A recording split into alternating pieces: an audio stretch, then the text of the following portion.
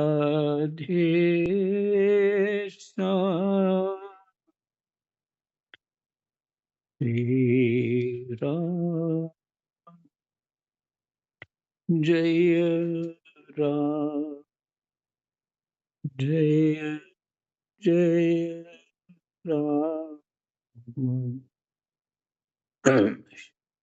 श्री गणेशाय नमः। श्री सीतारामाभ्यां नमः। श्री हनुमते नमः। श्री उमापतये नमः। श्री गुरुवे नमः। सब संतन की जय। जय जय सीताराम। राधे श्याम।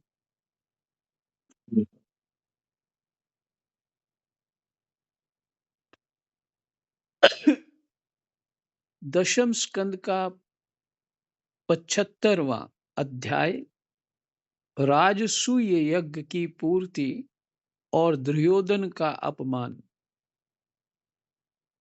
ये प्रसंग है।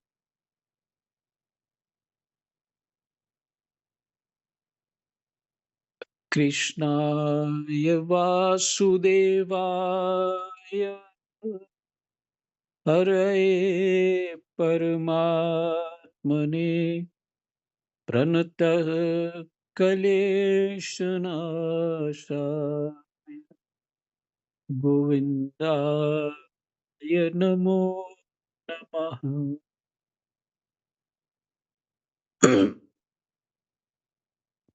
प्रणतः क्लेशनाशाय गोविन्दाय नमो नमः। मेरी अविद्या, मेरा अज्ञान ही कलेश है। हे प्रभु, इसको हरण कर लो।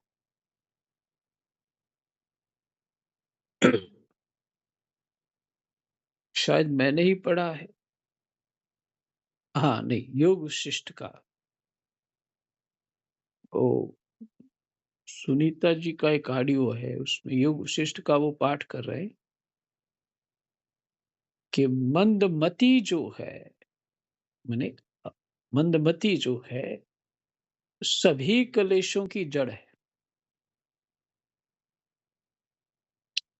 कौन सी विपत्ति आपत्ति उसको प्राप्त नहीं होती? जिसकी मंदमति है। हम्म, इसलिए प्रणतः क्लेशनाशाय गोविंदाय नमो नमः।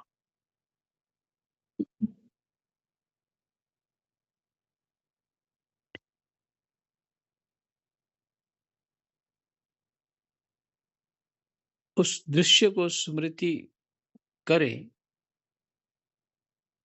पीछे आपने देखा ब्रह्मा विष्णु उनके राजसूय यज्ञ में पधारे हैं। इंद्रादि और सभी वर्ण, सभी लोक के यक्ष किन्नर, अ, बहुत सारे, जो मैं नाम भी याद नहीं मेरे को, चारण, ऋषि मुनि गंधर्व इत्यादि सभी आए। कोई बचा नहीं सृष्टि में जो नहीं आया, क्योंकि ब्रह्मा विष्णु महेश इंद्रादि जहां जाएंगे सभी जाएंगे। और महेश जी के साथ जाएंगे तो भूत भी साथ भी जाएंगे।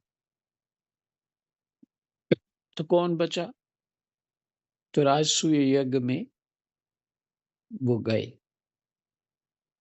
हाँ, एक बात और भी, यज्ञ में भूत प्रेत इत्यादि को भी के लिए भी बलि दी जाती है। जो इतने बड़े राजसूय यज्ञ होते हैं में दी जाती। और और और भी कई प्रकार की बलियां दी जाती है, क्योंकि वो बड़ा बृहद कर्मकांड है। अथर्ववेद से है वो सब कुछ। और कहीं कहीं तो ब्राह्मणों ने उनको जो जिनकी बलि दी फिर जिला दिया, जिंदा कर दिया। ऐसा हुआ। तो ये मैं आपको इसलिए सुना रहा हूँ कि आप चिंतन करें। सुखदेव भगवान जो है वो भगवान के चरण कमलों का वर्णन कर रहे हैं ऐसे। माने उनके भगवान की महिमा का वर्णन कर रहे हैं। और बड़े-बड़े महर्षि तो सुन ही रहे हैं जो वर्णन आया है। जो पहले वो तो राजसूय यज्ञ में तो अलग है, ब्रह्मा विष्णु महेश है। पर यहाँ पे मुनि इत्यादि बड़े-बड़े ऋषि तपस्वी इत्यादि बैठे। सबके नाम तो नहीं गिने जाते, पर कितने हैं बताइए। जिनको भगवान की महिमा में प्रेम है वो तो पहुंच ही जाएंगे। क्यों नहीं पहुंचेंगे? वो तो पहले पहुंच जाएंगे। हम्म। और वो अनंत हैं, गिने नहीं जाएंगे। ऐसे वातावरण में ये भागवत जी का पाठ हुआ।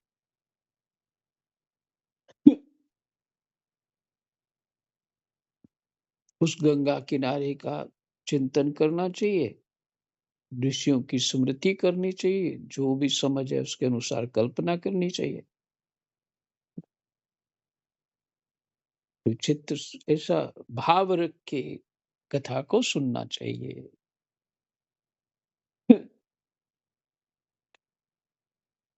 राजा परीक्षित ने पूछा, भगवान अजात शत्रु धर्मराज युधिष्ठिर के राजसूय यज्ञ महोत्सव को देखकर जितने मनुष्य नरपति ऋषि मुनि और देवता आदि आए थे वे सब आनंदित हुए, परंतु दुर्योधन को बड़ा दुख, बड़ी पीड़ा हुई। यह बात मैंने आपके मुख से सुनी है।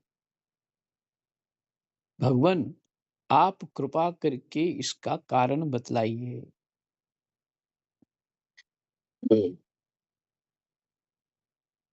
श्री सुखदेव जी महाराज ने कहा, परीक्षित तुम्हारे दादा युधिष्ठिर बड़े महात्मा थे।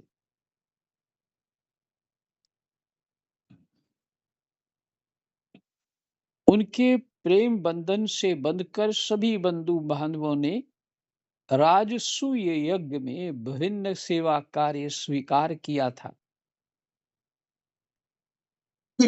भीमसेन भोजनालय की देखरेख करते थे। दुर्योधन कोषाध्यक्ष थे। सहदेव अभ्यागतों के स्वागत सत्कार में नियुक्त थे और नकुल विविध प्रकार की सामग्री एकत्र करने का काम देखते थे। सहदेव जो अभ्यागतों के स्वागत सत्कार में नियुक्त थे।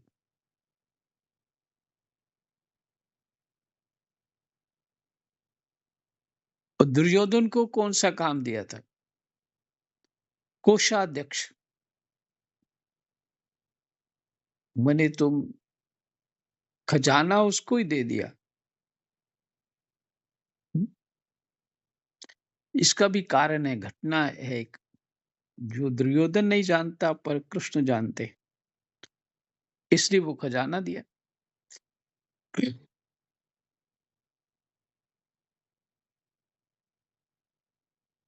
तो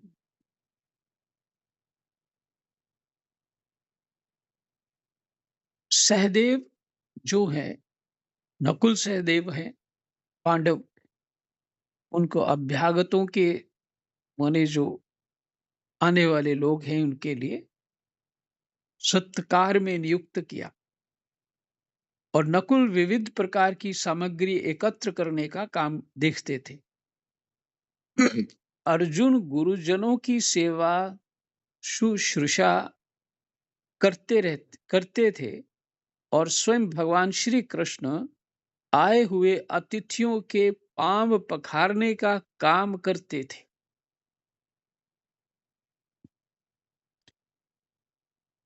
देवी द्रौपदी भोजन परसने का काम करती और उदार शिरोमणि कर्ण खुले हाथों दान दिया करते थे।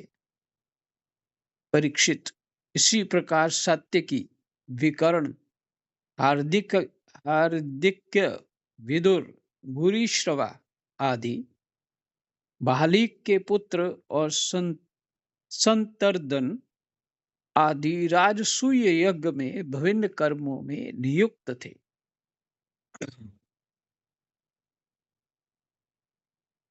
वे सब के सब वैसा ही काम करते थे जिससे महाराज युधिष्ठिर का प्रिय और हित हो जाता है। एक रहस्य की बात और सुनाता हूं।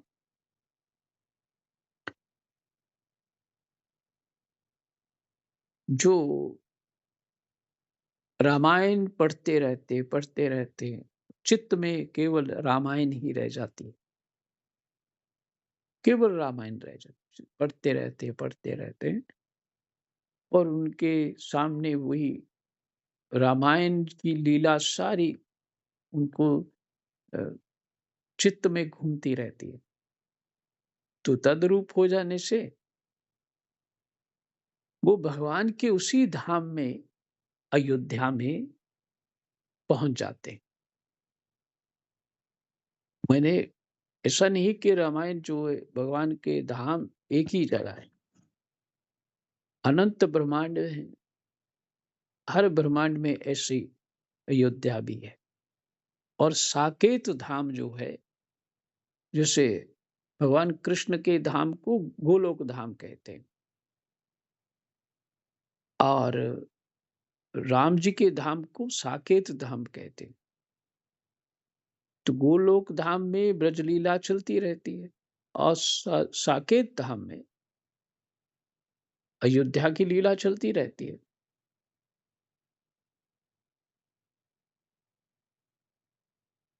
तो जो रामायण को पढ़ते रहते तो वो चित्त में मात्र रामायण रह जाती है। इसे अयोध्या के बड़े संतों को भी चर्चा है उनकी, और वो इस तरह करते भी, नाम जप करते हैं, सेवा कर लिया, बस रामायण पढ़ते रहते हैं, रामायण की चौपाइयाँ गाते रहते हैं, श्लोक बोलते रहते हैं, दिन रात इसी तप में बीत जाते हैं। कोई और बात नहीं सोचते, इसी को तप कहते हैं। अ, किसी का म्यूट नहीं है थोड़ा। किसी और बात को ही नहीं सोचते, इसी को तप कहते हैं। परमात्मा का ही चिंतन, और कोई बात नहीं सोचना, ये है महान तप। महाराज जी म्यूट हो गए। तो जो आप कथाएं सुनते हैं, जो चित्त में धारण कर लेंगे, उन्हीं का चिंतन करते रहेंगे, आप वहीं उपस्थित हैं, चाहे वो समय बीत चुका है। हम्म, इस प्रकृति का जो सॉफ्टवेयर है ना, उसको सभी लोग नहीं जानते कि क्या घट रहा है, कैसे हो रहा है। इसलिए शास्त्र जो कहता है वैसे करो तो सब समझ में आएगा। तो आप जो है जो कथा सुन रहे हैं, आप वहीं पहुंच गए। ये भावना भी करनी चाहिए अगर हो सके तो। तो आप इसी कथा सुन रहे हैं, तो राजसूय यज्ञ की सुन रहे हैं, तो वहां पहुंच गए। पहुंच गए तो यज्ञ का फल भी प्राप्त होगा।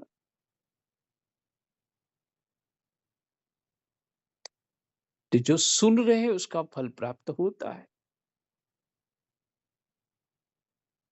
जरूरी नहीं है कि आंखों से ही देख के और शरीर से उपस्थिति हो, ये पांच भौतिक शरीर की जड़ता की वहां उपस्थिति हो। ये आवश्यक नहीं है। महात्मा लोग या जानकर लोग तो केवल परमात्मा का मानसिक सेवा पूजा करते हैं, तो भी परमात्मा की प्राप्ति कर लेते हैं, ब्रह्म की प्राप्ति कर लेते हैं। तो मानसिक स्थिति में आप पहुँच गए वहाँ, ये रहस्य है पाठ सुनने के, करने के। बाबा हमें कहते थे, "ए जी, ये समय स्वर्ण अक्षरों में लिखा जाएगा।" और हमें कुछ समझ नहीं आती, स्वर्ण अक्षरों में कैसे लिखा जाएगा? सोना ही बड़ा महँगा है। हम ऐसे बोल देते थे, लेकिन अब समझ में आता है। तो स्मृतियाँ अब याद आती हैं, सभी, और आपके सामने मैं बोलता ही हूँ। आता तो बहुत कुछ याद है, उतना सब बोलता नहीं हूँ बीच में। लेकिन आप उसी यज्ञ में अब जो राजसूय यज्ञ की जो वार्ता हो रही है, आप वहाँ उपस्थित हैं, ये आनंद की बात है। जितना चित्त गहरा लगाओगे, उतने हमारे संस्कारों की शुद्धि होगी, हमारी चित्त शुद्धि होगी। हम्म, ये भाव है। इसलिए बड़े इसलिए कहा जाता है कि बिल्कुल पेट भर के नहीं सुनना चाहिए, क्योंकि चित्त नहीं लगेगा, आलस आएगा। इधर उधर देखते नहीं सुनना चाहिए। भागवत जी में पहले ही महात्म्य है कि व्यर्थ हो जाता है उसका। हम्म,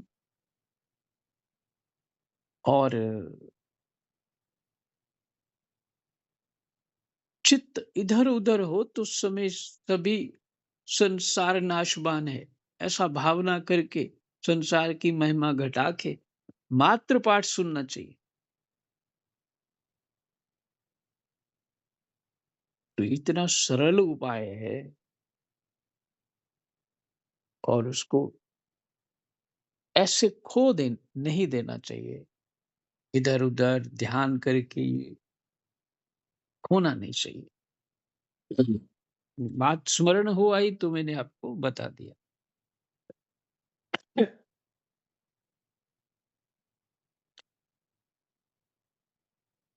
तो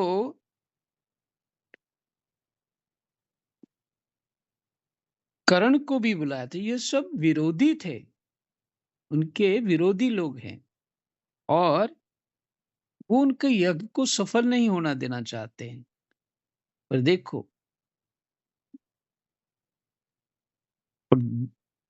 कर्ण खुले हाथों से दान करते थे, और खजांची कौन है? दुर्योधन।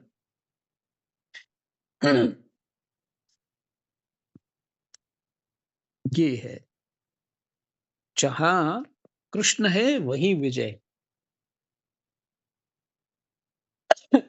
यहाँ ज्ञान है वहीं विजय है।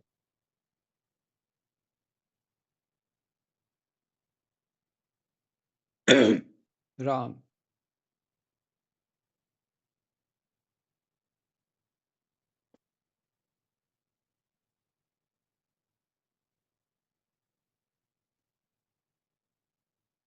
जी,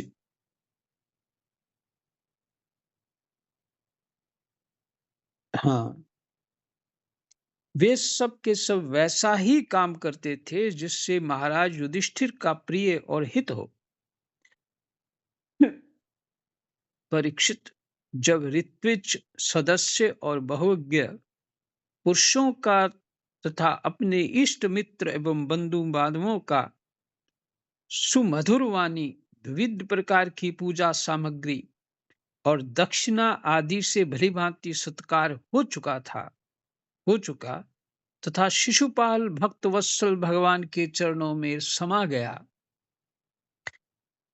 तब धर्मराज युधिष्ठिर गंगा जी में यज्ञांत स्नान करने गए। यज्ञांत मैंने होगा यज्ञ के अंत में। उस समय जब वे अववृत स्नान करने लगे, इसी को अववृत स्नान कहते,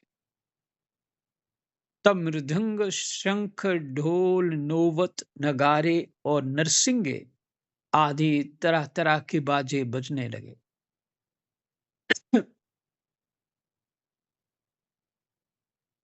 नर्तकियां आनंद से झूम झूम कर नाचने लगीं। झुंड के झुंड गवैये गाने लगे और वीणा, बांसुरी तथा जांज मजीरे बजने लगे।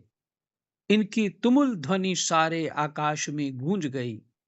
सोने के हार पहने हुए यदु, संजय, कंबोज, कुरु, कैकेय और कौशल देश के नरपति रंग बिरंगी ध्वजा पताकाओं से युक्त और खूब सजे धजे गजराजों, रथों, घोड़ों तथा सुसज्जित वीर सैनिकों के साथ महाराज युधिष्ठिर को आगे करके पृथ्वी को कंपाते हुए चल रहे थे।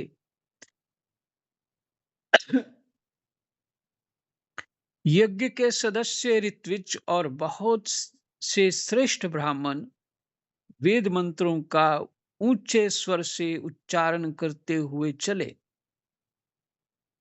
देवता, ऋषि, पितर, गंधर्व आकाश से पुष्पों की वर्षा करते हुए उनकी स्तुति करने लगे।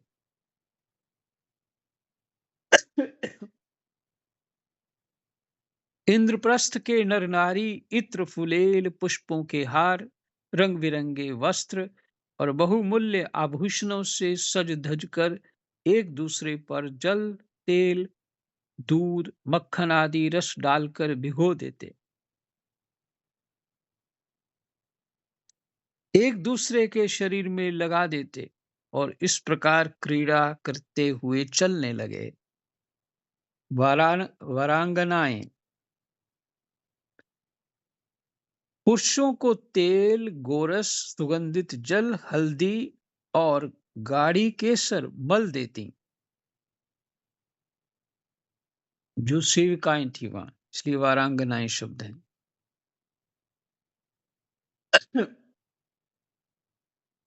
और पुरुष भी उन्हें उन्हीं वस्तुओं से सराबोर कर देते। मैंने एक प्रकार से होली हो गई।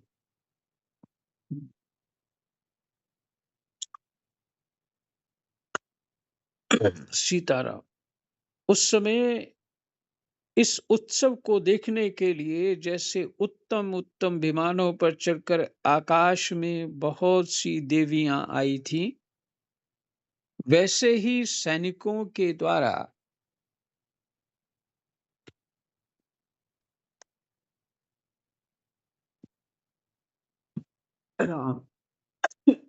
सैनिकों के द्वारा सुरक्षित इंद्रप्रस्थ की बहुत सी राज महिलाएं भी सुंदर सुंदर पालकियों पर सवार होकर आई थीं।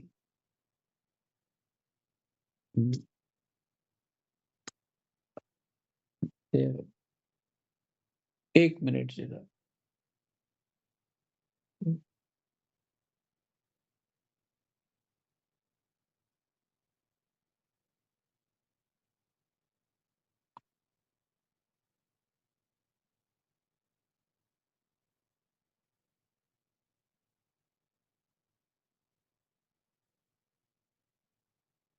जी।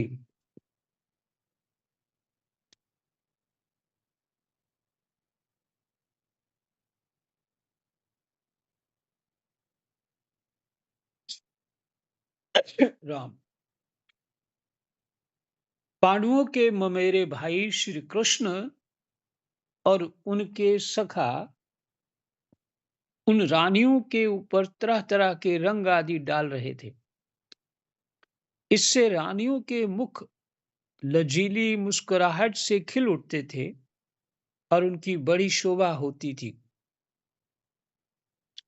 उन लोगों के रंग आदि डालने से रानियों के वस्त्र भीग गए थे। इससे उनके शरीर के अंग प्रत्यंग वक्षस्थल, जंघा और कटी भाग कुछ कुछ दीख से रहे थे। वे भी पिचकारी और पात्रों में रंग भरकर अपने देवरों और उनके सखाओं पर उड़ेल रही थी। प्रेम भरी उत्सुकता के कारण उनकी चोटियों और जूड़ों के बंधन ढीले पड़ गए थे तथा उनमें गूंथे हुए फूल गिरते जा रहे थे। परीक्षित उनका यह रुचिर और पवित्र विहार देखकर मलिन अंतःकरण वाले पुरुषों का चित्त चंचल हो उठता था। काम मोहित हो जाता था। देखिए, सारी बात कह के एक ही बात में सारा अर्थ निकाल दिया उस घटना का। क्या बोला? उनका ये रुचिर और पवित्र विहार, उनका रुचिर मैंने देखने में रुचि होती है, और पवित्र विहार देखकर, देखकर, देखने वाले को देखकर कौन? कईयों को तो पवित्र और रुचिर लगता है, और मलिन अंतःकरण वाले पुरुषों का चित्त चंचल हो उठता था। और उसी दृश्य को मलिन अंतःकरण वाले मने जिनकी बुद्धि पहले से ही काम में मोहित रहती है, या अपने वो मानसिक स्थिति नहीं ठीक है, तो वो कहाँ काम मोहित हो जाता।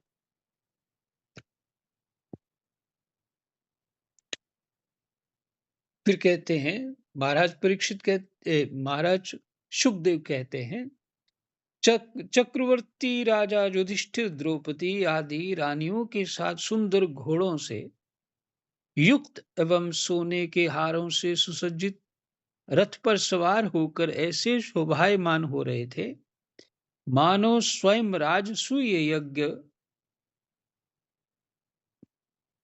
प्रयाज आदि क्रियाओं के साथ मूर्तिमान होकर प्रकट हो गया हो। फिर से सुनिए। चक्रवर्ती राजा युधिष्ठिर द्रौपदी आदि रानियों के साथ सुंदर घोड़ों से युक्त एवं सोने के हारों से सुसज्जित रथ पर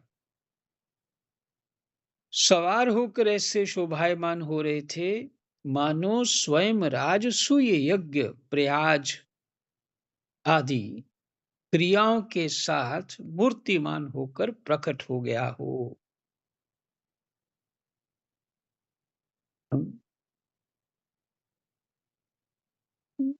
यज्ञ, उस समय यज्ञ भगवान की और युधिष्ठिर की तुलना, माने समानता की गई। ऋत्विजों ने पत्नी संयाज, इसका अर्थ दिया है एक प्रकार का यज्ञ कर्म। ऋत्विजों ने पत्नी से संयाज तथा यज्ञांत स्नान संबंधी कर्म करवाकर द्रौपदी के साथ सम्राट युधिष्ठिर को आचमन करवाया, और इसके बाद गंगा स्नान। अच्छा, ये सब जो खेल हो रहा था, जो ऊपर बताया, एक दूसरे के ऊपर दूध दही इत्यादि इत्र फुलेल जो भी डाल रहे थे, वो यज्ञांत माने यज्ञ हो जाने के बाद यज्ञ की प्रसन्नता के कारण ऐसा कर रहे थे, यज्ञ की प्रसन्नता के कारण।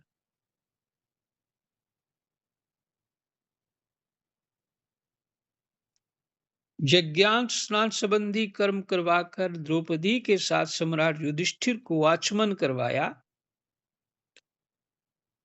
और इसके बाद गंगा स्नान। उस समय मनुष्यों की दुंदुभियों के साथ ही देवताओं की दुंदुभियां भी बजने लगी। बड़े बड़े देवता, ऋषि मुनि, पितर और मनुष्य पुष्पों की वर्षा करने लगे। महाराज युधिष्ठिर के स्नान कर लेने के बाद सभी वर्णों एवं आश्रमों के लोगों ने गंगा जी में स्नान किया, क्योंकि इस स्नान से बड़े बड़े से बड़ा महापापी भी अपनी पाप राशि से तत्काल मुक्त हो जाता है।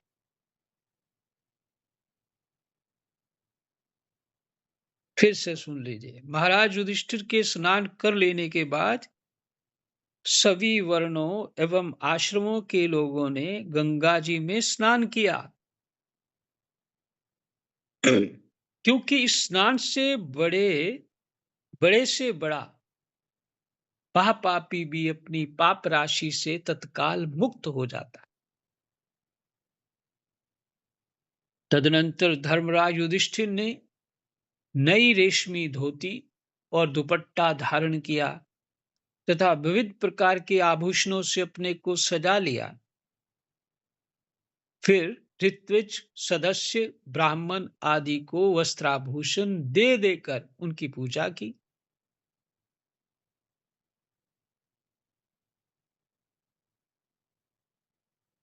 महाराज युधिष्ठिर भगवत परायण थे, यानी भगवान के आश्रित थे। उन्हें सब में भगवान के ही दर्शन होते, इसलिए वे भाई बंधु कुटुंबी नरपति इष्ट मित्र हितैषी और सभी लोगों की बार बार पूजा करते।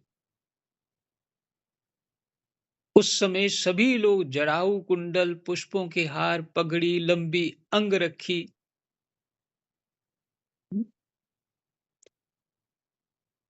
पहनने का कुर्ता, अंगरखी, दुपट्टा तथा मणियों के बहुमूल्य हार पहनकर देवताओं के समान शोभायमान हो रहे थे।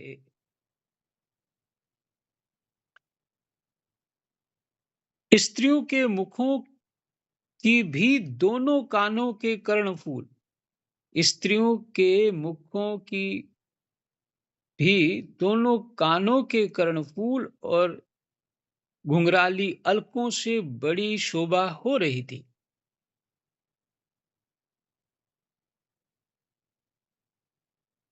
घु- मैंने अ, घुंघराली अलके अर्थात मेरे ख्याल विचार है कि बाल उनके हैं, लटा लटा बोलते हैं, क्या बोलते हैं, बड़ी शोभा हो रही थी। कर्णफूल हो गए, कांटे उनके हैं, तथा उनके कटिभाग में सोने की करधनियां तो बहुत ही भली मालूम हो रही थीं।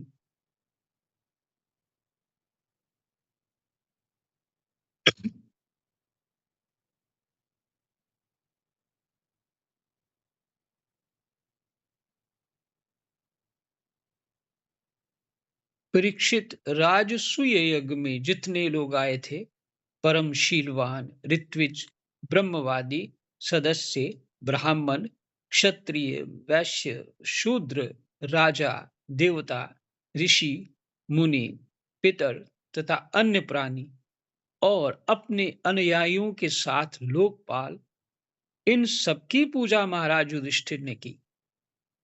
इसके बाद वे लोग धर्मराज से अनुमति लेकर अपने अपने निवास स्थान को चले गए।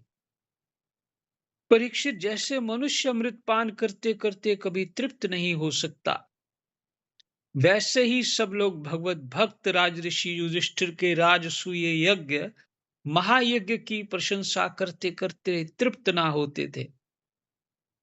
इसके बाद धर्मराज युधिष्ठिर ने बड़े प्रेम से अपने हितैषी सुहृद संबंधियों, भाई बंधुओं और भगवान श्री कृष्ण को भी रोक लिया, क्योंकि उन्हें उनके बिछोह की कल्पना से ही बड़ा दुख होता था। परीक्षित, भगवान श्री कृष्ण ने यदुवंशी वीर साम्बादी को द्वारिकापुरी भेज दिया और स्वयं राजा युधिष्ठिर की अभिलाषा पूर्ण करने के लिए उन्हें आनंद देने के लिए वहीं रह गए।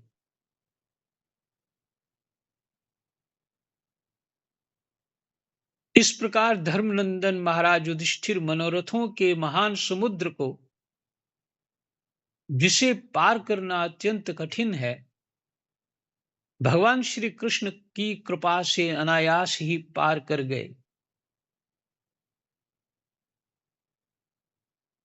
उनकी सारी चिंता मिट गई। फिर से, इस प्रकार धर्मनंदन महाराज युधिष्ठिर मनोरथों के महान समुद्र को, जिसे पार करना अत्यंत कठिन है, भगवान श्री कृष्ण की कृपा से अनायास ही पार कर गए और उनकी सारी चिंता मिट गई। जय जय सीताराम। राधे श्याम। कृष्णाय वासुदेवाय हरये परमात्मने प्रणतः क्लेशनाशाय गोविन्दाय नमो नमः। जय जय।